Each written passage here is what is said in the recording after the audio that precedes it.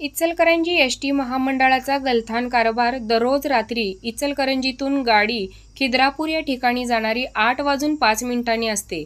ती गाडी 9 वाजले तरी सोडली गेली नाही. त्यामुळे प्रवाशांचे व त्या मार्गावरती जाणाऱ्या प्रवाशांची गैरसोय झाल्याने यामध्ये शाळेच्या मुली व महिला यांचे प्रमाण अधिक असून या महिलांचे व मुलींची गैरसोय होत आहे.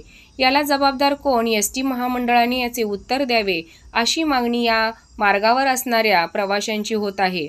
तसेच नियमित कामानिमित्त प्रवास करणाऱ्या नोकरदार महिला, पुरुष मंडळी, शाळकरी मुले-मुली व कॉलेजचा युवा वर्ग यांची प्रचंड गर्दी असताना कॉलेजची मुले, वयस्क असणाऱ्या व्यक्ती, महिला वर्ग मुलींना आपल्या ताकदीने बाजूला ढकलून जागा मिळवण्यासाठी एकच झुंबड उडवतात.